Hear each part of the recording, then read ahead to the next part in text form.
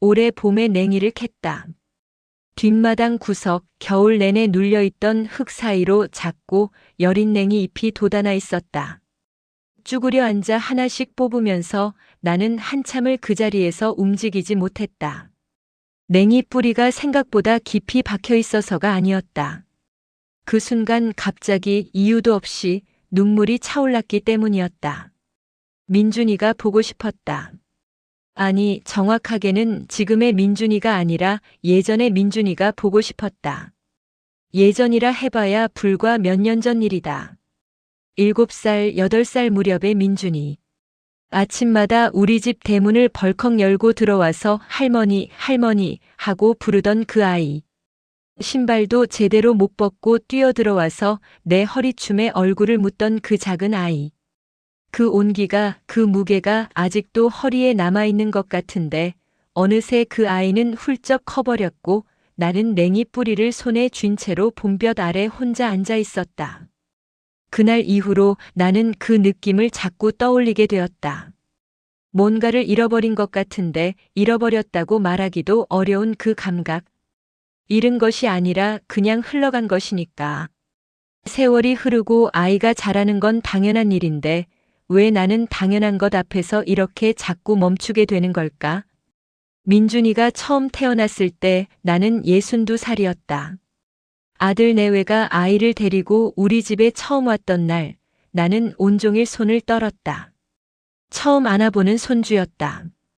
아들 녀석은 그래도 내가 품에서 키웠는데 이 아이는 어쩐지 달랐다. 내 아들이 낳은 아이라는 것이 믿기지 않을 만큼 그 얼굴이 너무 낯설고 너무 선명했다. 눈을 꼭 감고 자는 얼굴을 들여다보면서 나는 이 아이가 내 남은 생에서 가장 사랑할 존재가 될 거라는 걸 그 자리에서 바로 알아버렸다. 민준이는 꽤 오래 우리 집 가까이에서 자랐다. 며느리가 직장을 다녔기 때문에 어린 시절 민준이는 낮 동안 우리 집에 맡겨지는 날이 많았다. 그 시간들이 내 기억 속에서 가장 빛나는 시간들이다. 봄이면 같이 마당에 나가 씨앗을 심었다. 상추, 깻잎, 방울토마토. 민준이는 흙 만지는 걸 무척 좋아했다. 손이 새까매지도록 흙을 파헤치고 씨앗이 너무 깊이 들어가서 싹이 안 나면 어쩌냐고 걱정하던 얼굴이 아직도 생생하다. 여름이면 수박을 잘라 마루에 앉아 같이 먹었다. 씨를 뱉어내다가 내 무릎에 뱉어도 나는 야단 한 번 못 쳤다. 그저 깔깔 웃으며 닦아냈을 뿐이다. 가을에는 감을 땄다. 긴 막대로 감을 건드릴 때마다 후두둑 떨어지는 소리가 나면 민준이는 두 손을 뻗어 잡으려고 깡충깡충 뛰었다. 겨울에는 따뜻한 아랫목에 둘이 나란히 앉아 고구마를 먹었다. 텔레비전도 안 켜고 그냥 고구마만 먹으면서도 지루하지 않았다. 민준이는 내 옛날 이야기를 좋아했다. 내가 어렸을 때 살던 동네 이야기, 처음 남편을 만난 이야기, 아들을 낳던 날의 이야기. 그 이야기들을 민준이는 눈을 크게 뜨고 들었다. 지금 생각하면 그 아이가 얼마나 이해했는지 알 수 없지만 듣는 표정만큼은 진심이었다. 할머니, 그때 무서웠어? 할머니, 그 사람 어떻게 생겼어? 그런 말들을 이어받아가며 이야기는 밤늦게까지 이어지곤 했다. 그 시간이 영원할 거라고 나는 철석같이 믿었다. 아이가 초등학교에 들어가면서부터 뭔가가 조금씩 달라지기 시작했다. 처음에는 느끼지 못했다. 아이가 학교에 가니까 낮에 안 오는 것뿐이라고 생각했다. 주말에 오면 되지, 방학 때 오면 되지. 그런데 주말에는 학원이 생겼고 방학에는 캠프가 생겼고 어느 순간부터 민준이가 우리 집에 오는 날이 눈에 띄게 줄어 있었다. 그래도 오는 날이면 여전히 반가웠다. 민준이가 현관에 들어서는 소리만 들어도 나는 부엌에서 뛰어나왔다. 뭐 먹고 싶어, 배고프지, 손 씻어, 그런 말들이 저절로 튀어나왔다. 민준이도 처음엔 잘 웃었다. 할머니 밥이 제일 맛있다고 학교에서 있었던 일도 조금씩 얘기해줬다. 그런데 언제부터였을까?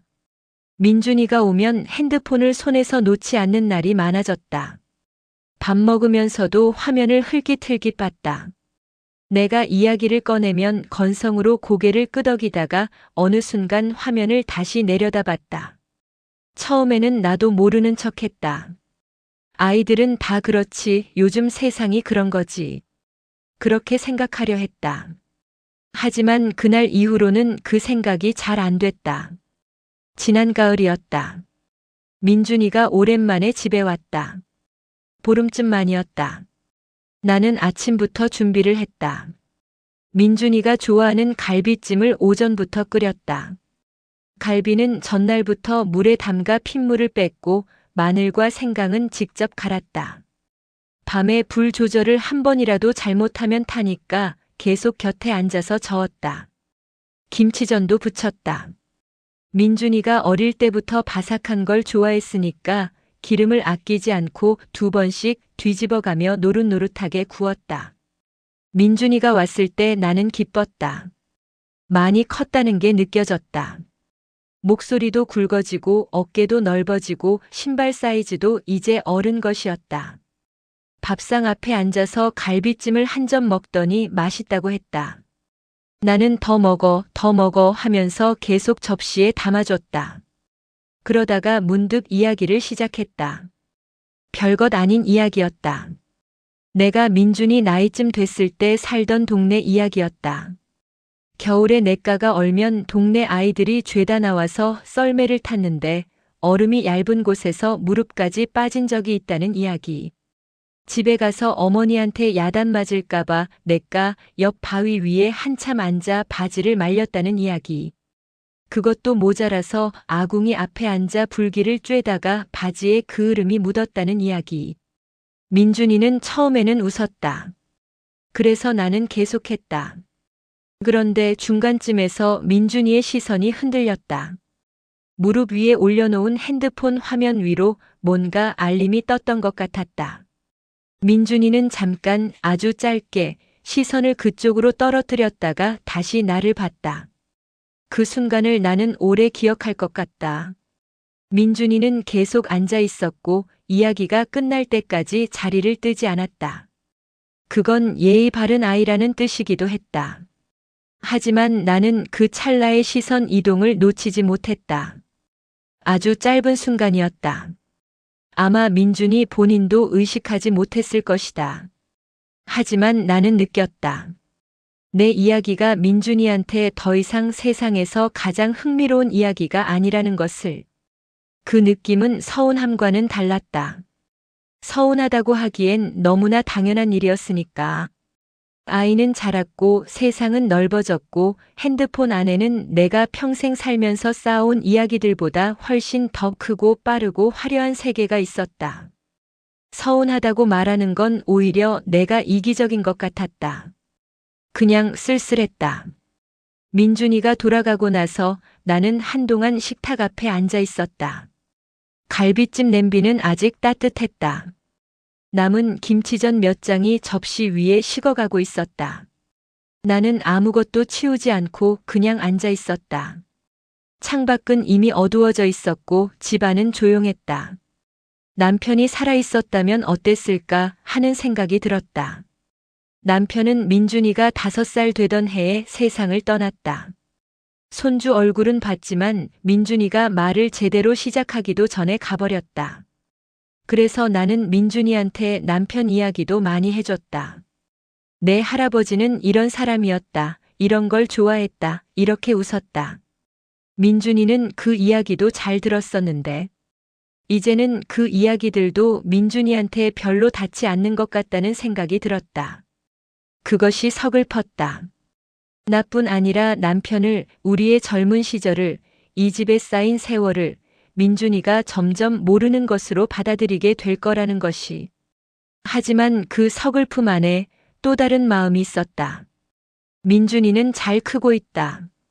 예의 바르고 밥도 맛있게 먹고 할머니 보러 여전히 온다. 그것만 해도 나는 충분해야 할지도 모른다. 내가 어릴 때 내 할머니한테 어땠는지 솔직히 나도 잘 기억이 안 난다.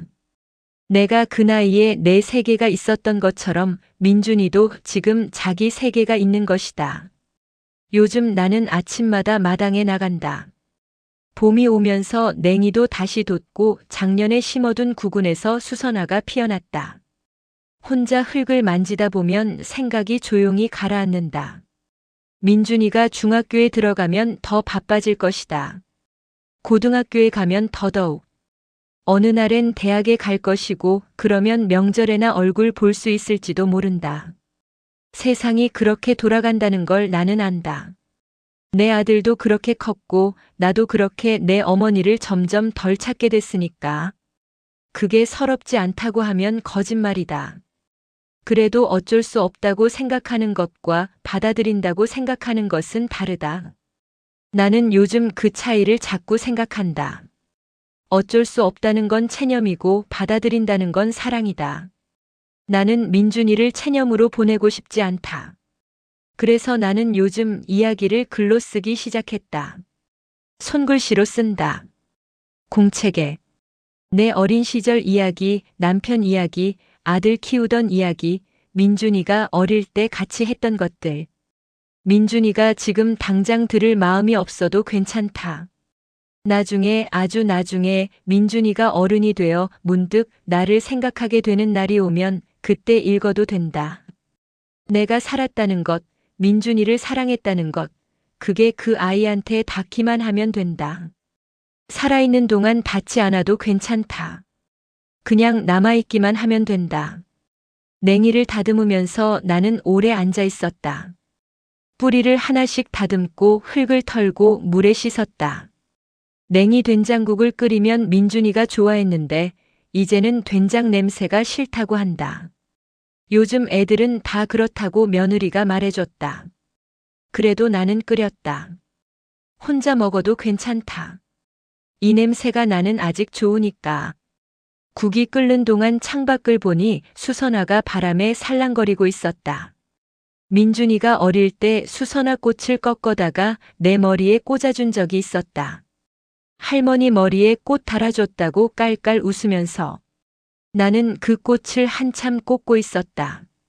웃기기도 하고 기쁘기도 하고 이런 게 행복이구나 싶었다. 그 기억은 내 것이다. 민준이가 기억 못해도 괜찮다. 내가 기억하면 된다. 내가 기억하는 한 그 순간은 사라지지 않는다. 민준이가 나를 잊어가더라도 내가 민준이를 잊지 않으면 그 사랑은 어딘가에 계속 살아있는 것이라고 나는 그렇게 믿는다. 국 냄새가 집 안가득 퍼지는 걸 느끼면서 나는 조용히 숟가락을 꺼냈다. 봄볕이 창문을 타고 들어와 식탁 위에 얹혔다. 혼자였지만 외롭지만은 않았다.